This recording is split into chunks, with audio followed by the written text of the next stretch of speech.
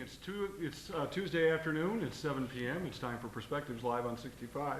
My name is Rob Namowicz, and my co-host Hi, is... I'm Tara Veal, and I'm very excited to be here tonight. It's always a pleasure to be on your set with you. Yes, However, good to see you. tonight we have a very special guest. That's right. We have, along with our local author series that we've been having, we have a guest tonight, Mr. Peter C. Cavanaugh, who's written a book called Local DJ, about the show business aspect of radio in the 1960s and 70s. Mr. Cavanaugh, welcome And to our 80s set. and 90s and 50s, and Rob and Tara, delighted being with you here tonight. I live in Clarkston, so I watch the show regularly and faithfully, and I never thought the day would come when I would be on TV with the two of you. Boy, we're delighted to have you. This is the zenith of my mediocre career. Yeah, you can tell this is the holiday season, so we're all in good spirits. That's great. right. That's That's great. right. And you know, the country needs that. It's about time. That's right. And I think Mr. Cavanaugh is just the man to bring it to us. I agree with you. I couldn't do. agree more. Now, as I said, the name of the book is Local DJ, and Peter has written this about his experiences in being a radio disc jockey. And I should say that it's based on Chuck Berry's Roll Over Beethoven, where he says,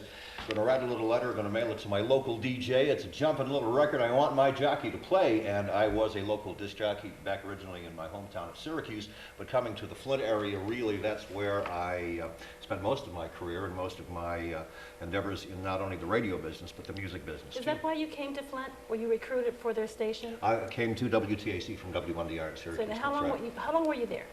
I was at WTAC from 1964, February of the year, coinciding happily with the arrival of a group featuring John, George, Ringo, and Paul. That'd be the named Beatles. The Beatles, The that's Beatles, right. isn't it? See? Golly, And he's I was- sharper than a I tack was tonight. in Flint till early '68. Then our owner of WTAC, a gentleman named Gene Milner, bought a station out in KSO country, that's Des Moines, Iowa.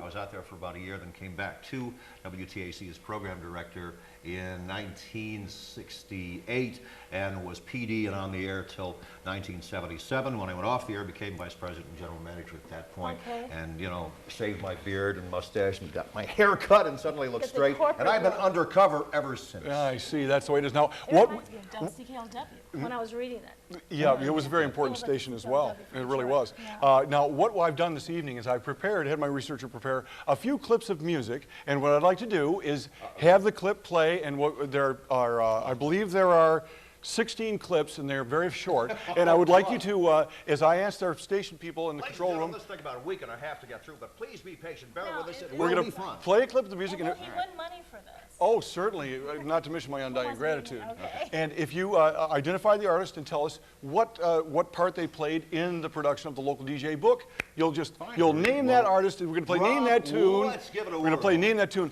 Are the people in the control room ready to play our CD there, our guest CD? Okay, let's play clip number 1, please. Well, I'm gonna write a little letter, I'm gonna mail it to my local DJ. That's what it Easy, says. easy to talk Yeah, about. it's the jumping little record I want my jockey to Obviously, play. Chuck Berry and Local DJ, and it's the title of the book, of course. And also, the Local DJ chapter in the book deals with him being out at Sherwood Forest a number of times, Chuck Berry himself, and also the time, if you remember, that Bob Seger was going to do an acoustical set, and he got up and tried a few little tunes, and the crowd was getting a little bit antsy, and so Teagarden and Van Winkle had set up next to, it was on stage A they were setting up, Bob Yes, was on an organ B. and drum duo. And was Bob what is, Teagarden yeah, was. sitting on the stool playing, you know, oh, the canary in the coal mine, and rock and roll, man. So he ran over, got with Teagarden and Van Winkle, and that's where Smokin' O.P.'s was actually born, live at Sherwood Forest. So that's part of Local DJ. And the first song Bob played with Teagarden and Van Winkle was Local DJ, Roll Over Beethoven. And at that time, Let's see, was that And that the was show? That might have been the one. that was the show. That was the show. That was the show. He had Montrose headline with Sammy Hagar, who, of course, was with Van Halen after a while, and then Spooky Tooth, and then, of course, Bob Seger, and then a lot of other people, right. including Skyhook. And Skyhook, if you remember, featured the best lead guitar player that Flint, Michigan, and really the state of Michigan has ever known. This guy taught Mark Farner licks, and I brought a picture of him in tonight. You know what's And I interesting? think that might be somebody that all of us here know, too. It was only $6. It was only $6, that's right. And For of course, 12 groups for 12 hours. That's And that is Rob Namowicz, by the way. Oh my goodness. That's- We that's really actually need me. to get a Well, and there's another guitar. shot, too, that I actually sort of snuck in. Oh, it's a little off. That's a little off. little earlier. Off the subject, but Which that was. camera we're watching. yeah. Were you playing the guitar in his group then? I was playing the guitar in my own group at that time. Skyhook. But funnily enough, at that same time, I did audition for the Silver Bullet Band, which later became, and Drew Abbott got the job. But let's not fool with all that nonsense. I got my one for one. You Better are than the your one Lions. for one. Okay. Let's go to artist number 2. Play the tape, please. Question mark of the Mysterians. 96 Tears on WTAC. Tomorrow night, 7 o'clock. Be there with Rob Namowicz of Sherwood Forest. I hit the post, Steve. Oh, man. I can't believe it. Really? Well, it's a song that you hear on every oldie station in the world. And Question mark of the Mysterians recorded that in a little garage down on the Mexican border and brought it up here, a very raw tape. And when we were doing Mount Holly, we used to have groups set out on the patio to sort of, you know, prepare for Dick Wagner and the Frost Inside or Bob Seger. And so they had this little tune called 96 Tears, and we played it on TAC to see if there'd be any reaction. And the phones rang off the wall, and, you know, sometimes bands that you play, they have the friends and relatives calling up, but all of a sudden, Cameo Parkway got involved, and 4 million copies later, #1 in the entire world, there was Question mark of the Mysterians out of Flint, Michigan, and Q is still living up in Clio, as a matter of fact. I talked with him, and he gave me a nice little quote, by the way, to be used in the book. In the book as well. But it was so cute, some of the story there, very good. So he's 2 for 2. Let's move on to artist number 3, surprise artist number 3. Number 3. Play that number 3, please. And the artist is... Well, maybe they didn't hear us. Are they set? Quiet. Rock and roll music, Dick Wagner and the Frost. There you go. You got that one well, the thing I remember the most, two things about Dick Wagner. I'm afraid to talk because I'm afraid that's such powerful music, it might be on top of me. Dick Wagner's rock and roll music was his open and his close. It was an anthem. Yes, he used it whenever he played, and a lot of people aren't aware that Dick Wagner really was on a par with Bob Seger or any of the big Michigan groups for a number of years before the Frost broke up and before he eventually went out and played with Alice Cooper for a number of years. He wrote Alice's biggest hits. He wrote Alice Cooper's biggest hits. But Wagner was just monstrous, but also in the book, the first line, I think in chapter 1, is rock and roll radio, it's all that you need to be free, and that's sort of borrowing Dick's statement in terms of the whole and now music he's like a senior Michigan legend. He's a great guy. In music, and a great guy, and a hero of mine when I was a little kid. We used to go sit down front and watch Dick play because he was always such a tremendous player. Okay, now let's hear about artist number 4 on the surprise list for Peter C. Artist number 4, could we hear that 4th clip, please? From the control room to us. My generation gotta be The Who. Now, I thought it was interesting that The Who came all the way here to get discovered. You know, it's just, The Who, of course, was, we had The Who coming into town to open up for Herman's. WTAC was the first station in America to play The Who. I can't explain being the cut that we put on the radio, and so no one had ever heard of The Who. And they were opening up for Herman's at Atwood Stadium, and this was the first tour where they destroyed everything. And I mean, it was just, oh, wow. It was an amazing... Were you expecting that? No, we knew they'd be good, but not the way, and then it was Keith Moon's 21st birthday. And so we went out to the Holiday Inn, it's a Days Inn now on Bristol Road, and there was a great big rock and roll party, and about 9:30 Keith drove someone's Cadillac into the swimming pool, and then we left with Peter Townsend and a few of the Who people and went to a bar called Conto's and hung out there for a while and then came back. But that was I wasn't The Who at that party. Here in Flint, and for that very reason, we'll never get old. Hope I die, and before I get old. Happens. And funnily enough, if you read the Keith Moon biography, which is very good, and I have read it, it says that Keith Moon did not drive the car into the pool. A road manager said that, but he was wrong, and we proved that on VH1 a year and a half ago, if you remember. You saw that clip, did you not? Absolutely, I did. We went globally You and said... taped him driving the... No. What happened was VH1 did a thing on Rock and Roll Record Breakers, was the series. Okay. They came up to Flint about 2 years ago now, actually, and filmed the scene of the crime, so to speak, yes, and we had some local people testifying to the fact, including Bruce Wench of Flint Guitar, that indeed he was there and the car did go in the pool, and the allegation was made by the former road manager. It didn't happen. We don't know where he was, but we were there. So that's there. True. If he's watching right now, ha ha. That's right. I think that we've had the record has been proven right here in Clarksville. I'm glad we've got this settled. He drove it into the pool. He drove the car into the pool, as was his desire to destroy whatever he could. He was just trying to have a good time. He was only 21. And he did. So now it's time for Mystery Artist number 5. Can Peter C. name Mystery Artist number 5? Could we have the music please. Triple A! Jimi Hendrix. Indeed. I emceed Jimmy at the IMA Auditorium here in Flint on a Sunday afternoon back in, I believe, '67, and it was very interesting given the fact that he played, the opening group was The Fruit out of Ann Arbor. Norm Lieberman, good friend of mine, Fruit of the Loom. And then Jimmy came out, they did about 45 minutes, and right in the middle of manic depression, one of the guitar strings broke, and he got furious, and although it was not supposed to be a Who-type end to the act, he wound up smashing the guitar on the stage and stormed off. Everybody thought it was a logical conclusion to the set, and ladies and gentlemen, Jimi Hendrix. Yeah. It was, and basically he was upset.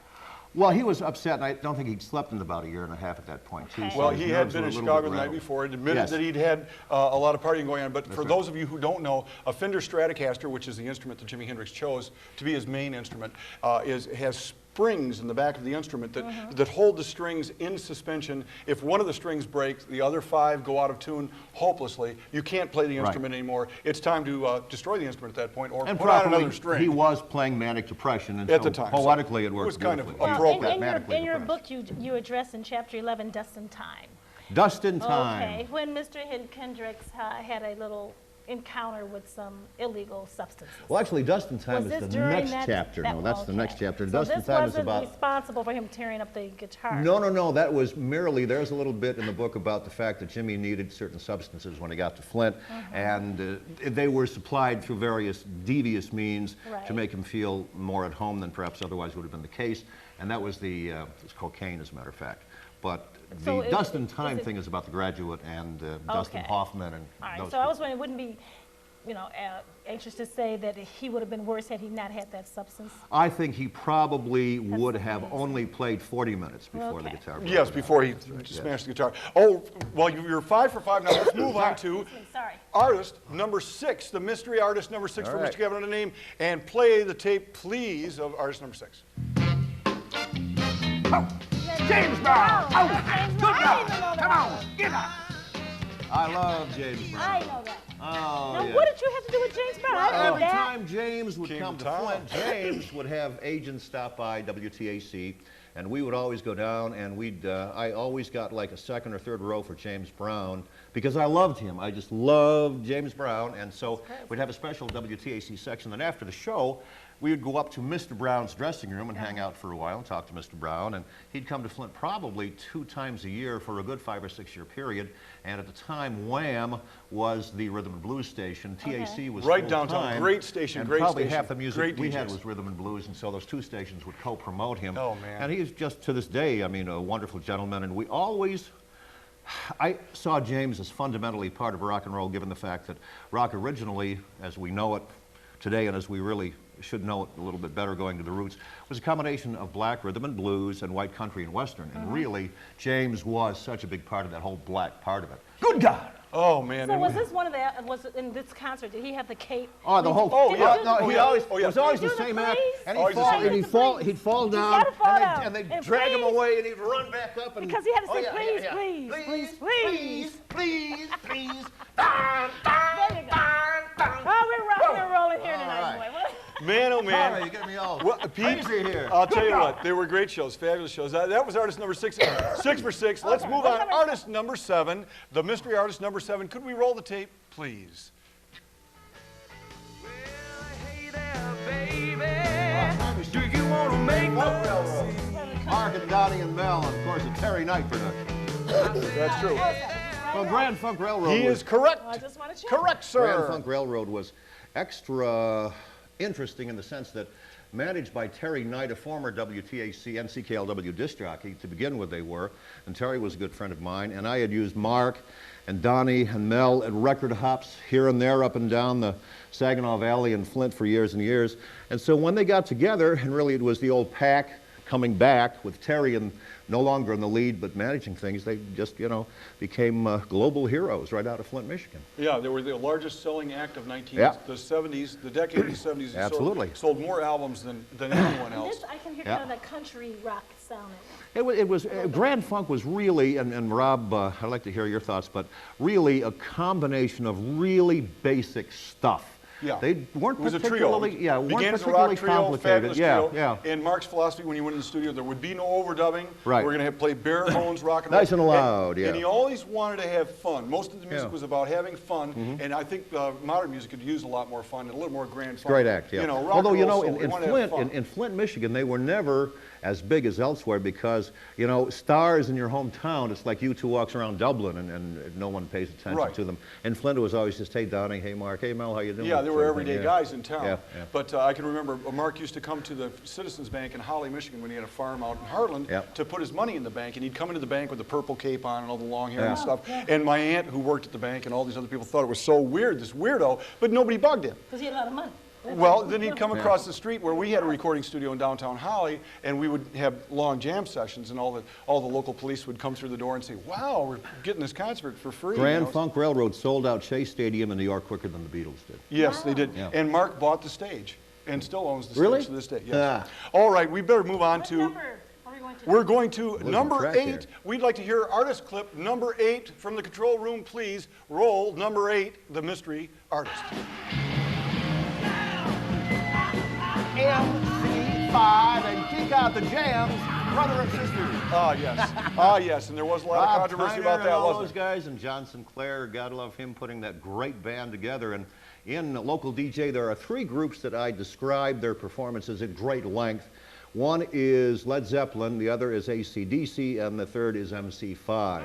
And of all the groups that really ever came out of Michigan to this day, they should have gone as far as anyone else ever did. They were absolutely, well, you remember, they were incredible. There were times when anywhere in the state of Michigan, for about a year and a half, if the MC5 were booked to play a place, 5,000 people would show Oh, up, yeah, yeah. whether there was room or not. yeah. And they did a very exciting live show, and it was a really great time. Ram-a-lam, fa, rocket reducer, kick it. Dum, That's dum, it. dum, dum, dum, And, dum. Was MC5, I'm like a neophyte here, okay?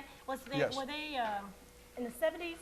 They were Late 60s, Late the 60s, very early beginning. 70s, yeah. They were broken up by the beginning of the 70s, but it was a very. They were their manager John Sinclair had started the radical political group called the White Panther. White Panther Party. Yeah. And John Lennon had come to town and played a benefit to try to get John out of jail. He'd been put in jail. And the MC5 were a bunch of radical white kids from Lincoln Park who really were a rather exciting musical group. But when their album came out on Elektra Records, there were some profanities in the beginning already. Well, they'd be right in today. They had to No recut the problem. disc Soft porn today. and make it much more Soft porn. Maybe a palatable. little fast there. But it is regretful that they didn't go further because they were a very powerful act. And Amazing, just amazing. I enjoyed seeing them Do these several guys times. ever get back together? You know, you hear what the Beatles. Well, do. Rob Tyner's dead, so I'll that's tell kinda- you one thing Lead that singer's I was gone. pleased to do. My last live concert in Flint as a Peter C. Rock and Roll production was at the Capitol Theater after I became VP GM of WTAC. I couldn't promote anymore. It would have been a conflict of interest. But I had the best of the old and the best of the new, and I had MC5 with the original members opening up for AC/DC. Wow. Which would have been a great show. Oh, it was It had to be a unbelievable. great It would have been a great show. Unbelievable. Fabulous. Well, okay, let's move right on. You're 8 for 8, Peter. All right. We're moving on to cut number 9. Let's hear cut number 9 from the control room for the mystery artist for Mr. Cavanaugh to name. Can we hear?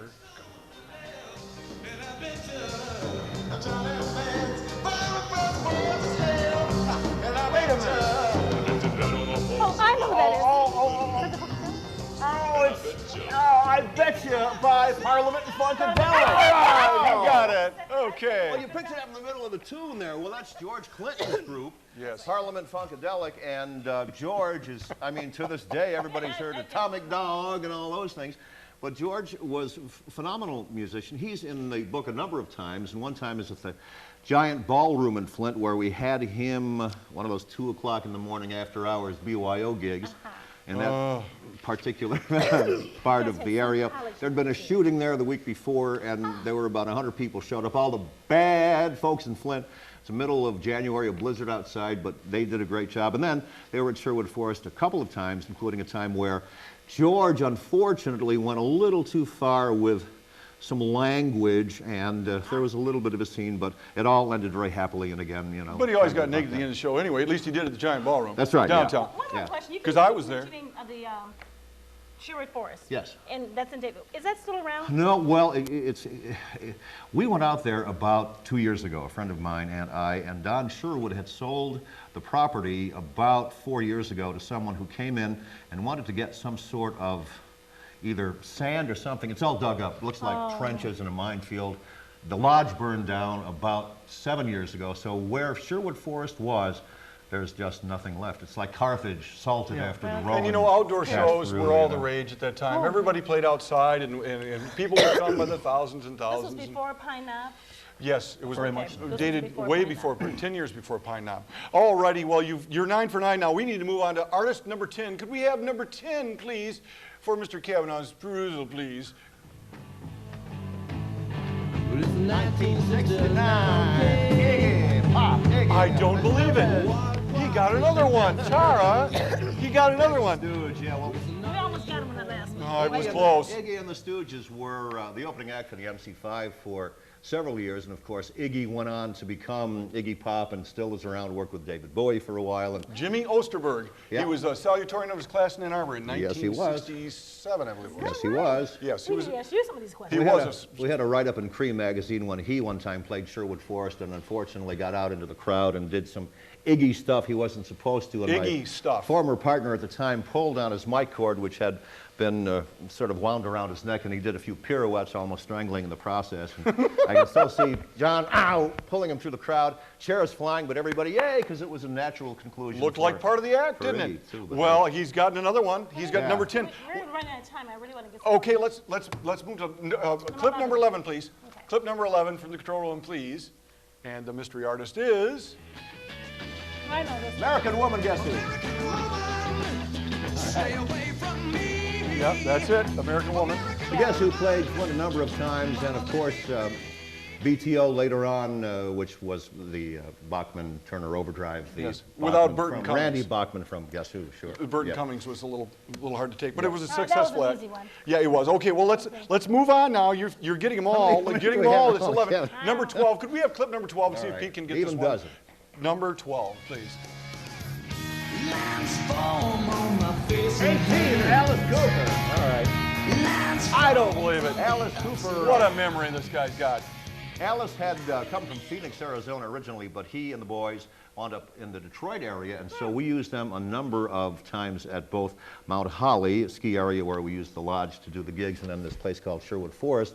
And then once they went big with 18, that was the first record that really hit, their manager, Shep Gordon, would give me shows to sort of shake it down either at the Flint IMA Auditorium or the Saginaw Civic Center before they'd go out and play LA or London, and you know, a place to just play and sort of work the kinks out of the act. And so I did 3 or 4 promotions with Alice like that. Great people and fun to work with through the years.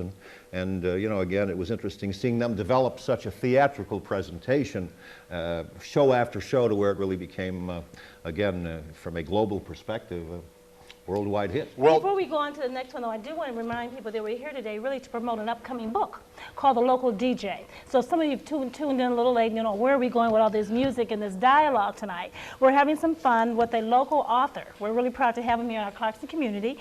And I guess, I don't know if we can claim him, because I think Flint's going to have to claim this gentleman. And it's Mr. Michigan, Peter. you know. Michigan it's all claims the him. Michigan. whole world can But claim Peter. I was wondering, of everything you've done thus far up to record number 12, what would be the most wonderful experience you've had here in the Michigan area? I think watching my lovely wife Eileen give birth to daughter 1, daughter 2, daughter 3, That's and a daughter 4. politically correct answer. No, I'm serious. And then we have 6 grandchildren, and we have 7. It'll be 7 after January when Colleen has her little girl down in Cincinnati.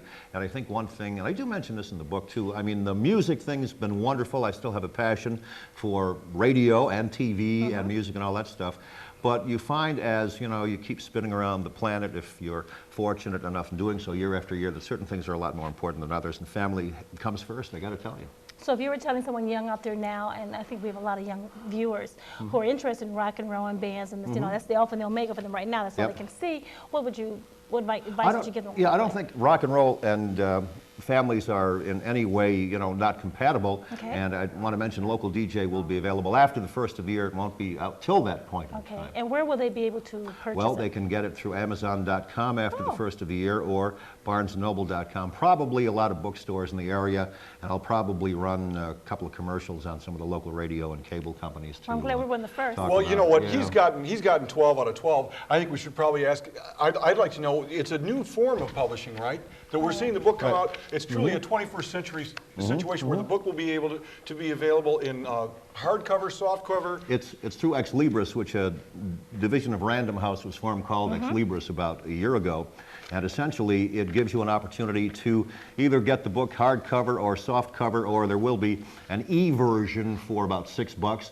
And if you have Acrobat or something similar to that on your computer, just haul it down and, you know, read it at your leisure. But I wanted to make it as accessible as possible because I think really the book, along with being about music, it's autobiographical only in the sense that, you know, it's kind of, it's sort of like Forrest Gump with headphones on. I happen to be blessed at being the right time, the right place for a lot of these wonderful things to happen. And it's a lot more about the culture and a lot more maybe about attitude than music. I always look at rock and roll primarily as being attitudinal and rock and roll music as an expression of that attitude. You mentioned in your book, though, at least in the synopsis I read, how AM was the thing. You know, it was a thing, and you know, there was no AM, FM. There was no FM. Well, there FM was, you know, my understanding, FM kind of spruced up because they had a greater frequency. Well, there's a secret in the book that's revealed too that a lot of people aren't aware of. A secret in the book. FM had been around for 30-some years before it finally became popular. Right. And the reason it was around for 30 years is that people in power kept it buried because they owned AM radio stations and AM receivers, and by golly, why put yourself out of business? And that man was David Sarnoff. David Sarnoff, that's right.